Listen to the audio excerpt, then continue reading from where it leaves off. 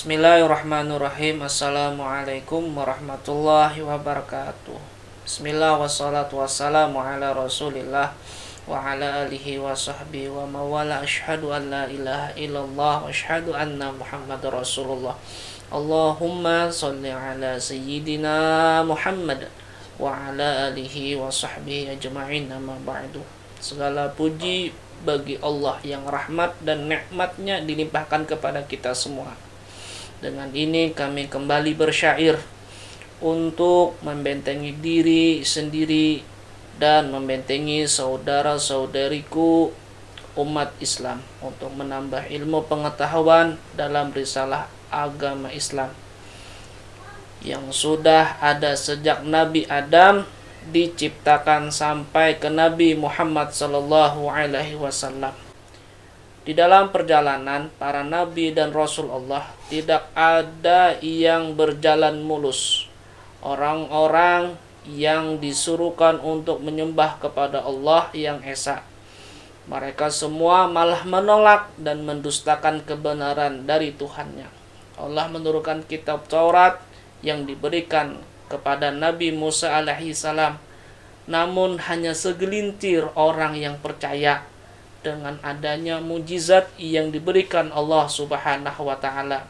Sebagian mereka yang beriman dan sebagian yang lain ingkar karena ingin melihat wujud Tuhan untuk memuaskan rasa hati dan akal pikiran mereka. Peristiwa ini berlanjut sampai ke zaman Nabi Daud, Sulaiman, Yesaya, dan Yesus atau yang dikenal dalam sebutan Islam Isa al-Masih alaihi salam. Allah mengutus nabi dan rasul dengan silih berganti dari zaman ke zaman agar manusia tidak lupa siapa Tuhan menciptakan mereka. Namun sesungguhnya manusia itu ingkar karena tipu daya iblis laknatullah yang menyesatkan. Yesus diutus dengan risalah tauhid dan menggenapi hukum Taurat yang disebut hukum kedua sesuai pasal Matius 22 ayat 39 sampai 40. Kasihilah sesamamu manusia seperti dirimu sendiri. Pada kedua hukum inilah tergantung seluruh hukum Taurat dan kitab para nabi. Namun ajaran Yesus berubah 90 derajat dengan kematian Yesus di tiang salib. Menurut keyakinan mereka adalah penggenapan nubuat untuk mengampuni segala dosa manusia. Padahal Yesus diutus tidak membatalkan hukum Taurat, namun setelah kepergiannya Yesus dianggap mengutus Paulus menurut kitab mereka untuk membatalkan hukum Taurat, kitab para nabi, sesuai pasal Efesus 2 ayat 15. Nah, inilah perbedaan antara ajaran Yesus dan ajaran Paulus, bahwa lebih mudah langit dan bumi lenyap daripada hukum Taurat batal. Bagi kalian yang belum berlangganan video kami terbaru, tekan subscribe sekarang juga, karena Yesus itu Muslim. Aku berkhotbah kepadamu agar kamu belajar, aku tidak berkhotbah kepadamu agar kamu berbangga diri.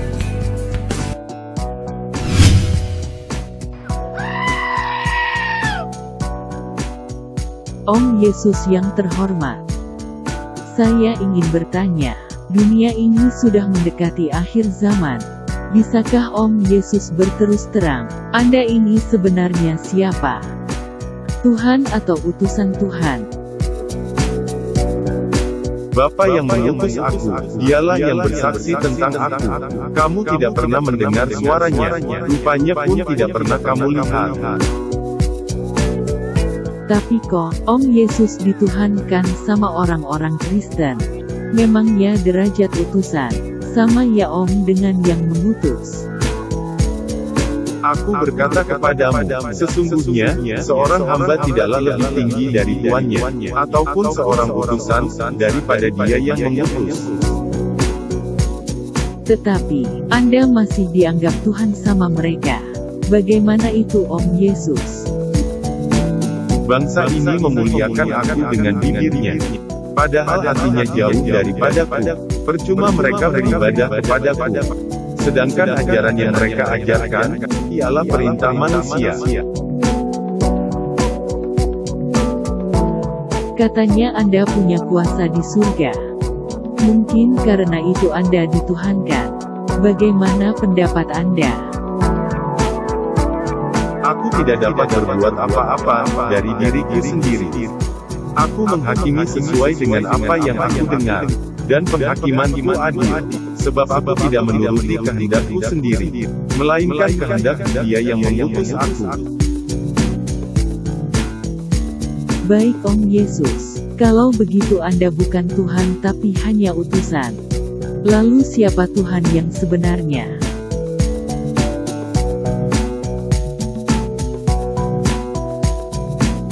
Hukum yang terutama ialah, dengarlah, hai orang Israel, Tuhan Allah kita, Tuhan yang esa. Terus, selama kita hidup, siapa yang harus kita sembah?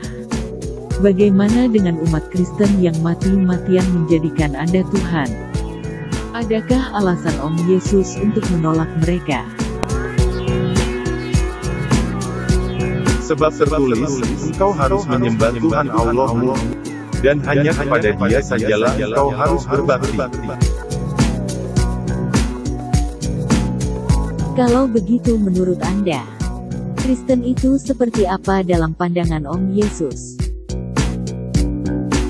Pada waktu itulah, aku akan berterus terang kepada mereka, dan berkata, aku tidak pernah mengenal kamu, nyahlah daripadaku, kamu sekalian pembuat kejahatan. Kalau begitu menurut Anda, Kristen itu seperti apa dalam pandangan Om Yesus? Beginilah firman Tuhan Allah, Tuhan yang Maha Tinggi, memberitakan bahwa orang asing yang tidak disunat dan orang yang tidak taat kepadaku, tidak diperbolehkan masuk rumahku. Itu berlaku juga untuk orang asing yang tinggal menetap di tengah-tengah bangsa Israel.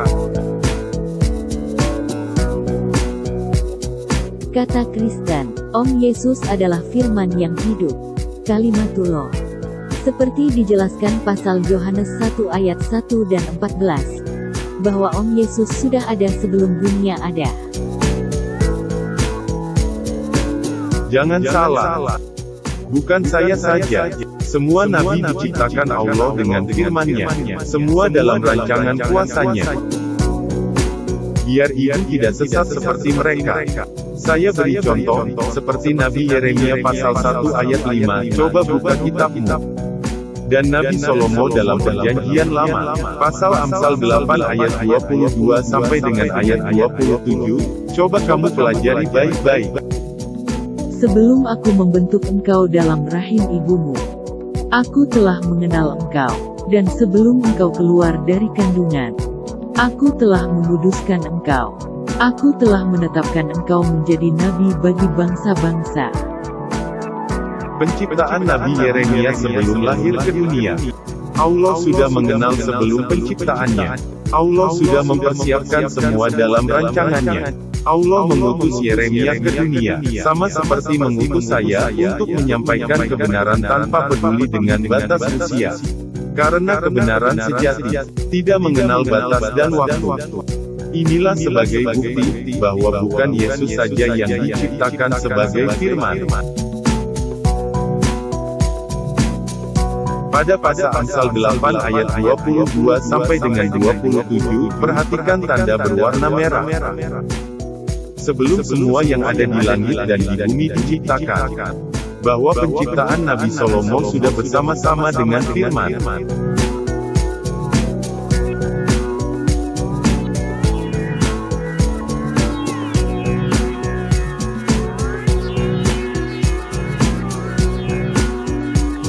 Ternyata begitu. Saya mulai yakin Yesus bukan Tuhan. Lalu bagaimana dengan kata Rohullah dalam Al-Quran? Katanya Roh Allah di dalam tubuh Om Yesus bersemayam. Mengenai aku, Kristen benar-benar keliru. Tuhan membuat perjanjian dengan manusia. Roh Allah selalu menyertai manusia. Beginilah firman Tuhan.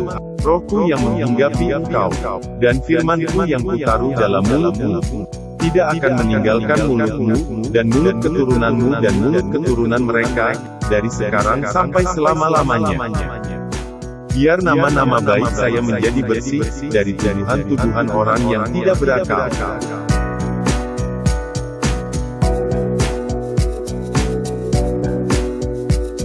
Menurut Om Yesus, apa yang membuat mereka tidak taat pada perintah Allah? Tuhan pernah berfirman, mereka adalah anak-anak bodoh.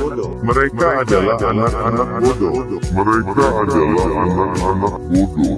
Dan tidak mempunyai pengertian. Mereka pintar untuk berbuat jahat, tetapi untuk berbuat baik mereka tidak tahu. Berarti Om Yesus, seorang Muslim ya? Benar sekali. Inilah hidup yang kekal itu, yaitu bahwa mereka mengenal Engkau, satu-satunya Allah yang benar, dan mengenal Yesus Kristus yang telah Engkau utus. Kita para nabi sebelum saya lahir, mereka juga bersyahadat.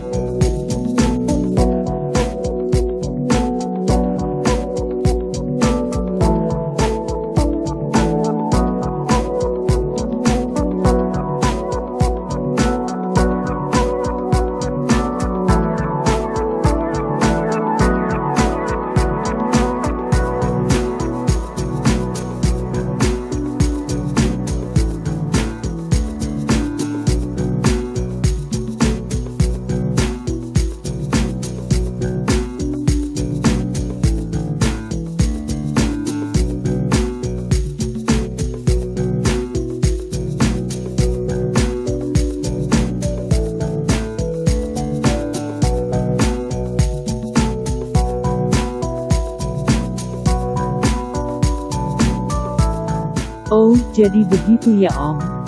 Pantas. Kalau mereka berdebat, sejatinya mereka mendebat Alkitab mereka sendiri. Terima kasih Om Yesus atas waktu dan jawabannya. Mudah-mudahan mereka segera diberi hidayah Allah Subhanahu wa Ta'ala. Mungkin Om Yesus punya pertanyaan pada umat Kristen yang menonton Anda. Sebelum Om Yesus meninggalkan diskusi ini. Ada.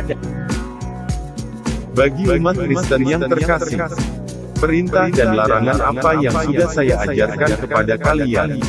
Adakah kalian semua mengikuti perkataanku, atau mengikuti perkataan orang lain yang menjual namaku?